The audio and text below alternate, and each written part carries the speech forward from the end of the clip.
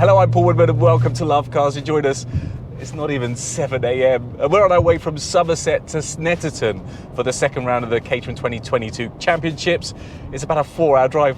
Why do we do this? I have no idea. It's going to be the first time you see the Caterham Academy boys of 2022 on track, and it's a bit of a baptism of fire for those guys because Snetterton's quite a long technical track. I'm sure they'll do okay. They've got some good talent there. I'm looking forward to watching them.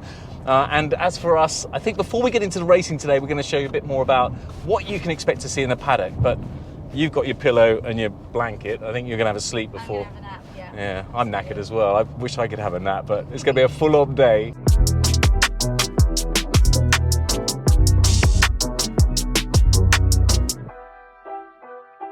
And we're going to kick off with tyres because tyres are the most integral part of any car, not just a race car, because they're the only part of a car that connects you with the road. And this is Adam from Avon Tyres, always looks after me. Thank you, Adam. Oh yeah, not a problem. I've never seen you so quiet ever because it's a race day today, but the busy part is the practice days, the Thursday and the Friday.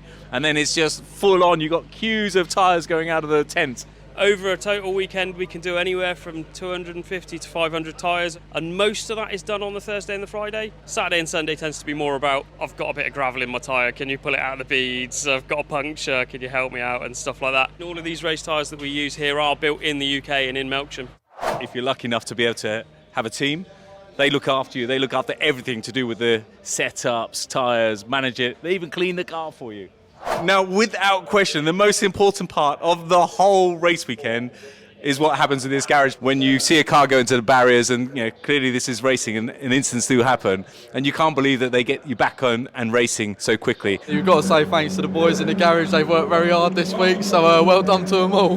They literally will stay until every car is fixed so people like me can come in the morning and race. But what they do need to rely on is where we're going next. Now, this enormous truck, this 40-foot Arctic, is full of Caterham parts, hundreds of thousands of pounds worth of Caterham parts, from wings, coolant, radius arms, even engines, gearboxes, the whole thing you could possibly imagine it could go wrong on a race weekend.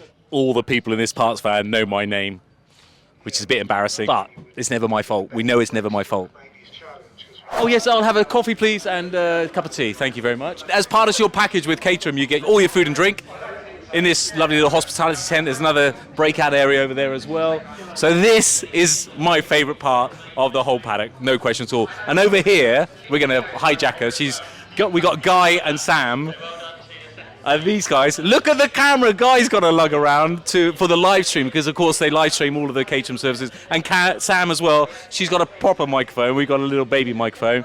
Sam Parker, stunt driver, racing driver, and an amazing presenter as well. You're so good with capturing the moment with Caterham. How are you finding it this season so far? Really good, actually. I'm loving watching the racing. The racing is so good. It's so close. And yeah, I'm really enjoying interviewing the drivers, actually. It's a great championship to be part of. Now, always on race weekend, any race, anywhere in the world, you get a lot of very, very serious looking people. You're quite chilled, Antoine, from the BRSEC, but without people like you controlling the race, we wouldn't have a race, and particularly the marshals as well. Yeah, that's right. I mean, there's a lot of people involved in this, and everyone's pretty much a volunteer. Just do it for the love of the sport. We're going to head to scrutineering because that's a quite important part as well, where they check over your car and your equipment and make sure that you're fit to race, because safety is paramount, isn't it? Yeah, that's right. And it's painful for some people sometimes to go and get their car checked, but it's got to be done because if anything happens, then that should save the life of the driver potentially. So, yeah. And as a driver, I can say that if you are a bit naughty or involved in an incident, you will come in and see someone like you, and you greet you with a nice big smile when you're very frustrated and angry, and you meet somebody like yourself that takes you into a little naughty boy's room and talks you through the incident. That would never happen to you, Paul, would it? I think we'll cut there. I think we'll leave it there. Thank you, Antoine. Have a good weekend.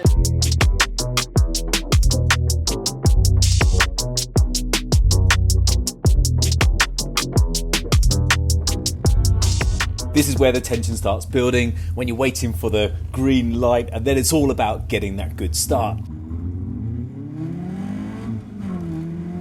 I got away nicely and managed to dodge Mark Kendall's flying wing.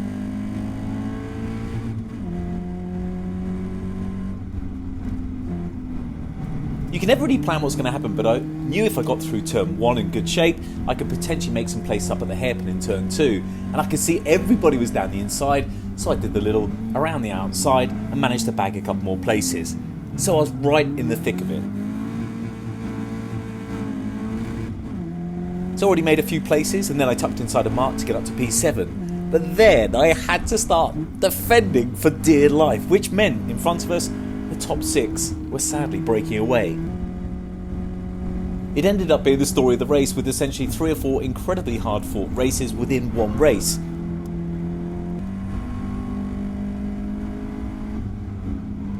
Mark and I had some really good tussles, but at Palmer's he overcooked it trying to go down the inside, which is a real shame because he'd been driving so well, but it finally gave me a bit of a rest. Well, for about 3 or 4 seconds anyway. Then I had to dodge old Mark Kendall as his car was all over the place after his earlier coming together with Theo, which thankfully I missed as well. And up front, the lead pack had such an incredible race. Rob and Gareth were well in the mix of the usual suspects, and they're more than holding their own. Meanwhile, our little race was hotting up. Typical Caterham style, changing positions, defending, attacking. I was defending so hard the whole time. All I could see in my mirrors were Caterham headlights inches behind me.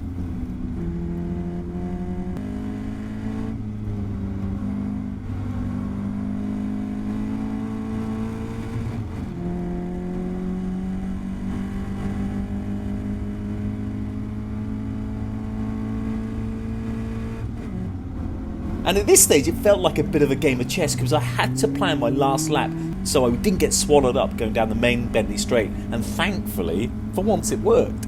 Without question, this was the most intense race I've ever been in, and one of the most enjoyable too. A very hard fought P7. The race was won by Jeff Newman with Charlie Lower second and Freddie Chiddick's third. Nice to see Mark Jones in the Paddlup car finally getting some points on the board after a disappointing start at Brands, and a brilliant race from Rob and Gareth making up the top 6.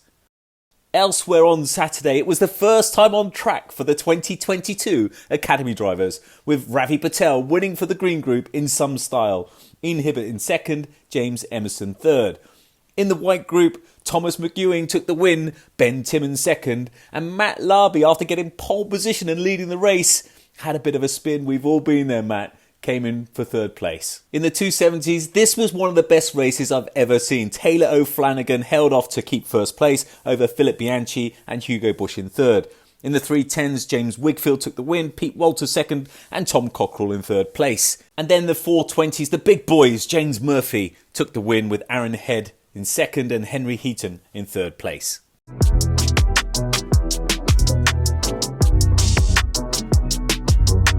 So day 2, and time for a quick catch up with some of the drivers. First up, reflection time with Mark Kendall. Well, that was an interesting race. Yeah. The start, you are wicked at starts. We're both pretty good at starts. You are wicked at starts. So I was looking to tuck in behind you, which I did.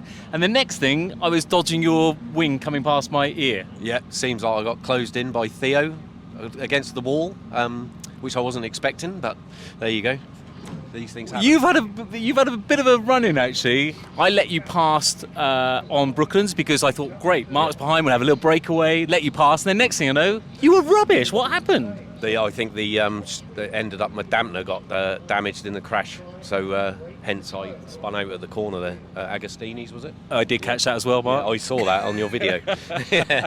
Well, it's frustrating. Thank you for avoiding me. Well, I only narrowly again I avoided your wing, then I avoided your whole car. But it's frustrating as a driver because these things do happen. We know they happen, and it's happened both ways. But it happened to me at Brands Hatch. I got taken out the second corner, and then everybody sees you dropping down. They don't realise my A-frame was broken. You don't realise the car's broken. Yeah. And for you, your home track, you've got all your friends, family here. I'm hoping today is going to be a much better day for you. I hope so. It'll be fun coming from 31st on the grid. 31st? Yeah. I think we'll leave it there, but very frustrating, super quick. And I think 10th place will be an amazing finish. Yeah. So I'm with Team Paddlup, Joe and Mark. Mark, you look like Right Said Fred. Has anyone ever told you that?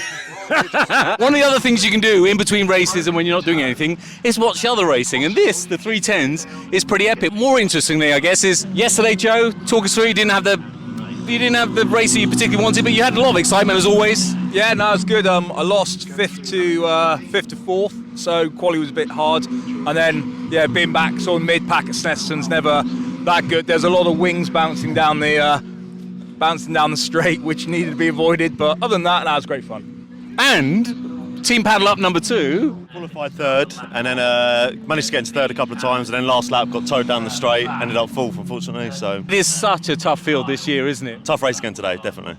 So ready for race number 2 and starting from P7, I fancied nipping into the lead pack from the start. I got away well, and Rob and Gareth defended well as well and closed the door down the middle, so I went around the outside, and I'm already looking for P4 on turn 1, and then...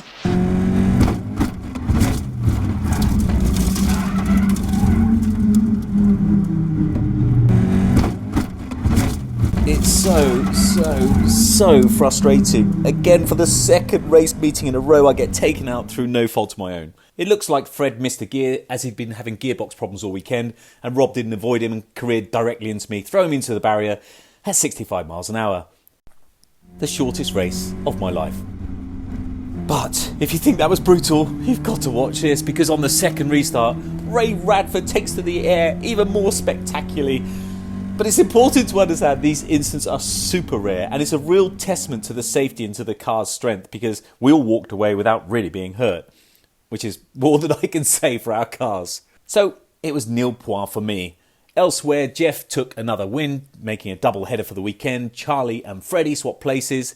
In the 270s, another victory for Taylor O'Flanagan, with Hugo Bush in second and Dom Mansperger in third. In the 310s, Pete Walters got a win. Harry George from the Academy group, brilliant drive for him. He was leading the race for a lot of the time, came in second with Ross McConaughey in third place. And then the 420s, another amazing race. Aaron Head, Lee Bristow, Henry Heaton, and then they've got another race which Aaron Head won again, Jake Swan coming in second place, and Chris Moore with a third place on the podium. The observer ones amongst you may have noticed there's no car. It was probably the shortest race in history. I don't even think I went 100 yards, but that's racing, I guess. Very frustrating, but we'll be back at Silverstone with another smile on our face, doing the best we possibly can. Thanks for joining.